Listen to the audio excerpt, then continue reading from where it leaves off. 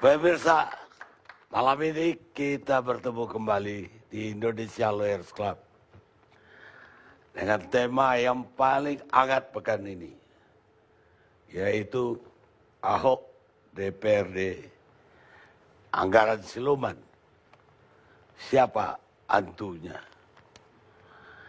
Jadi malam ini kira-kira kita mau mencari antunya anggaran siluman. Tapi sayangnya Gubernur DKI Basuki kita undang dan kita udah temuin dari hari Jumat. Tapi tegas tidak ingin hadir di acara ini. Padahal untuk keberimbangan diskusi kami berharap beliau bersedia untuk datang di sini. Tapi karena ini topik yang sangat menyangkut rakyat, khususnya DKI. Karena dengan terjadinya konflik antara DPRD dan eksekutif, APBD DKI sampai hari ini masih terkatung-katung. Dan ini akan menyebabkan pembangunan di DKI tertunda. Bahkan mungkin juga kesejahteraan karyawan DKI juga ada yang belum bisa dibayarkan. Tapi tidak hanya itu, dari sisi politik, konflik ini juga sangat panas. Karena di satu pihak, DPRD menggulirkan hak angket yang mungkin pertama kali terjadi. Dan kemudian untuk memakzulkan kalau itu tercapai Gubernur DKI. Dan di lain pihak, Gubernur Basuki juga melaporkan DPRD ke KPK. Karena menurut Basuki atau Ahok, itu 12,1 triliun rupiah dana itu adalah dana siluman. Dan dia menuduh itu dibikin oleh DPRD tanpa persetujuan eksekutif. Tapi yang mana yang benar dari kedua pihak ini? Kita lihat malam ini. Sebelumnya saya perkenalkan dulu seniman kita membuka acara ini. Kelik dengan pasangannya. Indah ya? Hafal saya ternyata. Silakan. Terima kasih Bang. Terima kasih Bang. Kalau yang indah-indah pasti hafal ya Bang? Hafal. Saya juga malam ini ada teman saya satu angkatan waktu angkatan? kuliah. Satu angkatan? Bang Effendi Ghazali. Satu angkatan apa itu? Dia lulusan UI, saya UGD. Universitas Gestur Management. Universitas Iya, Gestur jadi saya tahu betul Manajemen. siapa yang bicara, apa maknanya tahu dari gestur. Oh begitu? Kayak Bang Karni ini. Seperti Bang Karni? Nah, ini ibarat seorang, misalnya seorang bisnismen ketahuan dari cara ngomongnya. Dari cara ngomongnya. Kalau tangannya mesti kayak gini. Iya. Selamat malam. Selamat malam. Ingat, rehat sejenak. Nah, itu biasanya orang-orang seperti itu selalu mengidamkan keuntungan 1%. Oh begitu. Pasti, nggak usah ditanya. Itu udah pasti 1%.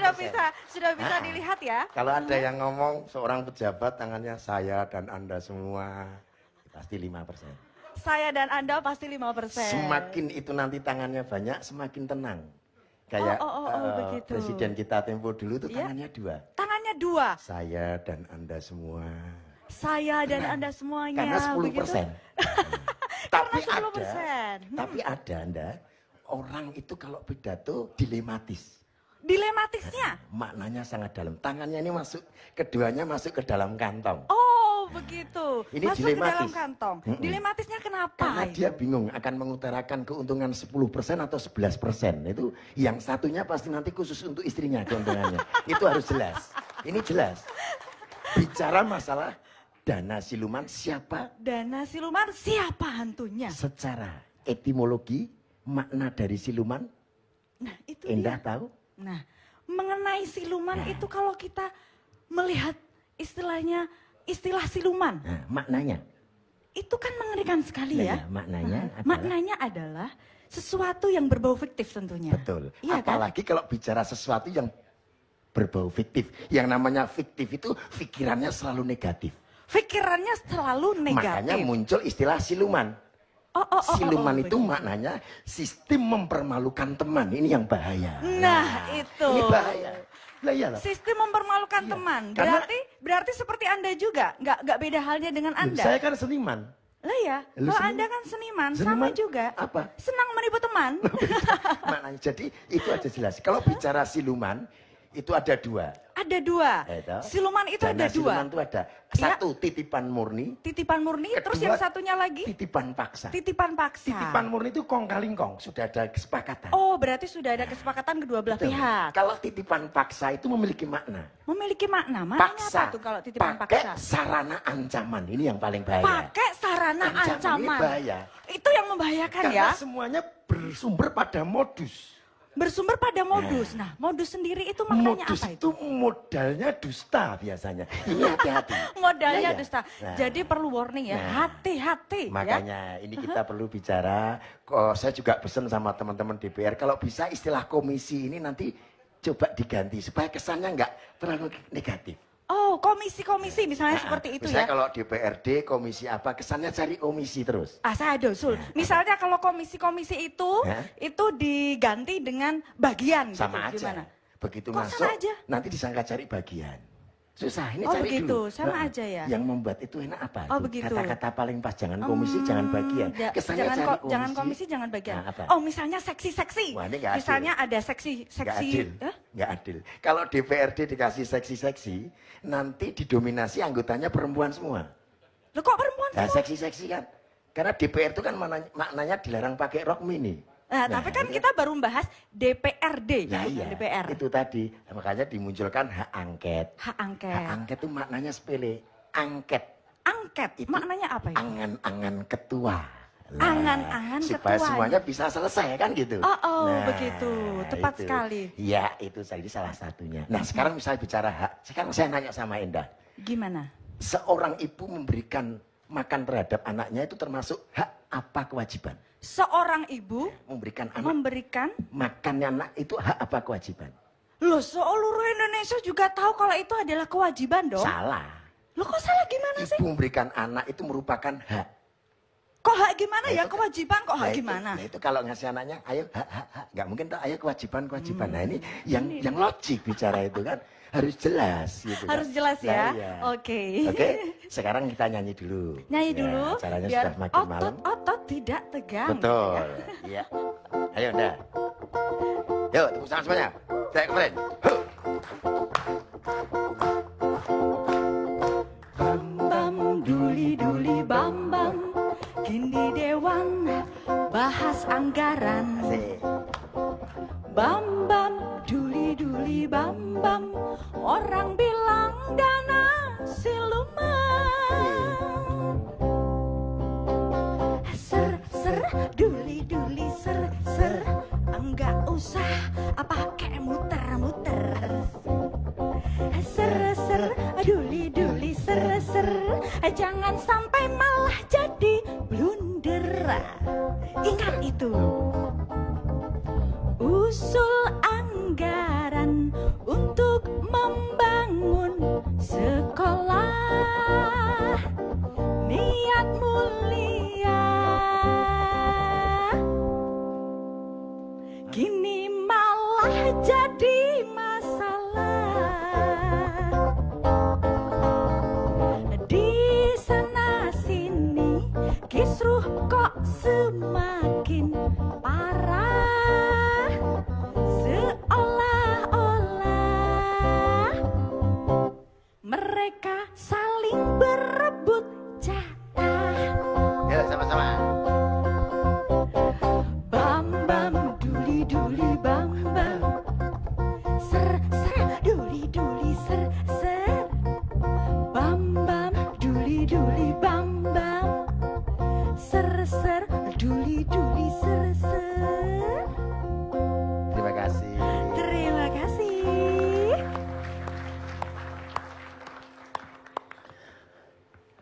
Demikian pemirsa seniman kita Klik dan Indah dari Jogja ya.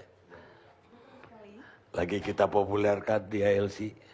Mudah-mudahan semakin maju. Amin ya rabbal alamin. Sekarang saya mau pindah ke tokoh Betawi, budayawan Betawi, Pak Ridwan Saidi. Melihat konflik antara eksekutif legislatif sekarang, Pak Ridwan sebagai salah satu sesepuh Betawi dan juga bekas anggota parlemen, apa evaluasinya? Yang pertama, saya sangat khawatir dispute soal APBD antara Pemda dengan DPRD ini akan berlarut-larut. Tentu saja pihak Kemendagri sangat optimis ya bisa menyelesaikan. Tapi kalau kita lihat realita di lapangan, masalah menjadi semakin rumit. Saya melihat ada dua permasalahan yang berkaitan dengan impeachment itu. Materi impeachment nampaknya mengarah kepada pertama soal APBD itu sendiri, di mana pihak DPRD menganggap yang diserahkan kepada Kemendagri bukan yang mereka bahas dan sahkan. Sementara pihak Pemda menganggap terdapat 12,1 T anggaran siluman jikalau hasil bahasan itu dibawa, kira-kira itu. Kemelut itu semakin meruncing, menyangkut juga materi yang kedua, saya kira soal behavior dari Pemda. Mungkin sayup-sayup saya menangkap itu. Saya adalah kawan lama Saudara Ahok, sampai sekarang pun saya berkawan. Saudara Ahok itu dia punya selera humor. Dia juga paham filsafat Tiongkok. Suatu hari dia bilang sama saya, Pak Lewan, katanya, itu sebelum peti mati ujungnya yang empat-empatnya itu dipantek, kita tidak bakalan tahu nasib orang bakalan pagi mana. Gitu. Saya tertarik sama filsafat dia. Dan saya minta dia ulang lagi, dan dia ulang. Jadi maksudnya sebelum orang itu mati, nasibnya bakal bagaimana, kagak ketahuan. Jadi dengan demikian, saya melihat ada masalah-masalah yang menyebabkan Bung Ahok di Balai Kota itu menjadi sedikit agak tegang atau tegang, karena barangkali relationship dengan DPRD, dengan SKPD yang mestinya harus dievaluasi kembali. Tetapi ini bukan ranah hukum, behavior bukan ranah hukum. Dan ini adalah ranah mendinginkan hati para pihak. Karena sekarang ini Sinca masih berjalan, Cap Gome masih 2 hari lagi. Tangan kita masih lengket dengan Tiong Cupia. Tepekong dapur belum pergi dari rumah-rumah kita sekalian. Kenapa kita harus kebakaran dalam keadaan Sinca begini? Jadi itulah tugas sebenarnya Kemendagri untuk mendinginkan para pihak. Dan makin hari makin lama yang korban adalah rakyat Jakarta. Yang korban adalah siswa-siswa yang akan UAN atau UAS. Dan itu perlu anggaran, siswa-siswa DKI. Yang korban adalah mereka yang menjadi subjek daripada hibah. Begitu banyak orang-orang yang menunggu hibah. Jadi kalau konflik ini pihak Kemendagri sangat optimis bisa selesai, pihak DPRD menerima evaluasi dari APBD, pihak DPRD membahas lagi, dan tentu membahasnya juga dengan SKPD, dan itu akan berulang lagi terus-menerus. Dan saya mengatakan sebagai orang sini ya, ini harus diperhatikan betul-betul bahwa sekarang keadaan makin susah dari segi ekonomi. Jangan kita menjadi bertambah susah lagi hidup kita karena ini. Dan hal-hal yang menyangkut hukum, jangan terlalu banyak diuar-uar di surat kabar, bawa saja ke kantor polisi atau bawa saja ke pihak-pihak ya untuk pengaduan. Jangan terlalu banyak diwar-war gitu, dikampanyekan. Siapa? Saifullah Sekda, saya baca di sebuah online tadi, dianggap membujuk-bujuk Ketua DPRD agar mau mengoke 12,7 anggaran pembelian tanah 6T, total anggaran 12,7 T, yang 6 T ini tanahnya tidak jelas juga ada di mana lokasinya. Nah itu sebaiknya itu laporkan saja kepada pihak yang berwajib. Dan ini makin lama makin merembet kemana-mana, terus meluas kemana-mana, sehingga ketidakpercayaan kepada seluruh aparatur Pemda, karena aparatur Pemda itu sebenarnya Pemda dengan DPRD. Nah itu aparatur itu semakin hilang dari rakyat. Dan karena itu saya mengatakan bahwa apa sebenarnya akar permasalahan hubungan yang tidak bagus antara Pemda dengan DPRD. Akar permasalahannya adalah di mana? Apakah objektif, apakah masalah-masalah yang bersifat subjektif? Jadi kalau bisa pihak DPRD di dalam angket, karena angket nggak bisa dihalangi Pak. Dalam sejarah legislatif baru pertama kali ini diadakan angket. Itu jangan dihalangi, biar mereka bekerja dengan angketnya.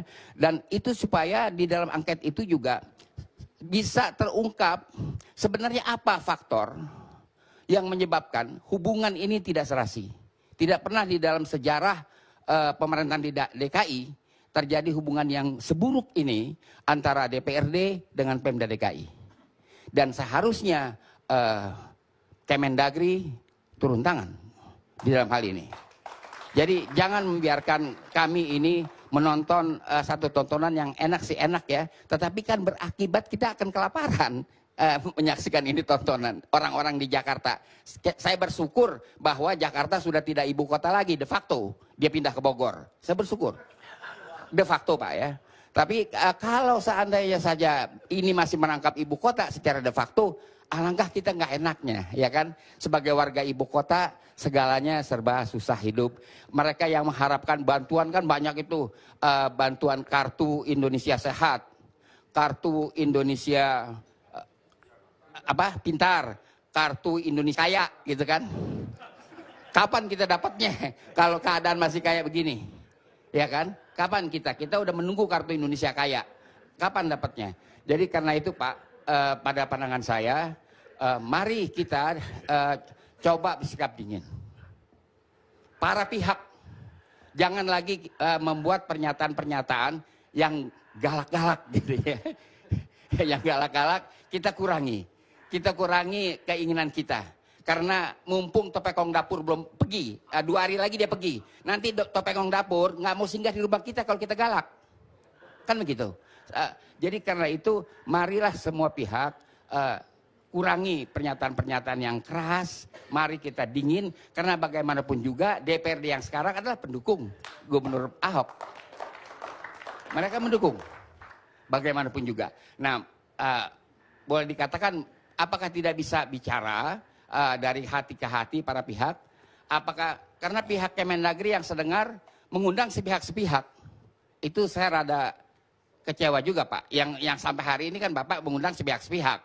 Pihak Pemda Bapak undang, pihak DPRD Bapak undang. Itu jangan sepihak-sepihak. Kalau bisa 3 pihak di mana Bapak adalah menjadi saksi. Kita tidak tertarik dengan tontonan ini. Khususnya karena akibat dari tontonan ini berlangsung berlamaan, kita kelaparan. Kalau Bapak baru menyelesaikan dan DPRD dan Pemda menyelesaikan APBD 2015 adalah pada bulan Juni, itu berarti kita tidak punya anggaran 2015. Berarti tidak punya anggaran. Berarti kita akan menyaksikan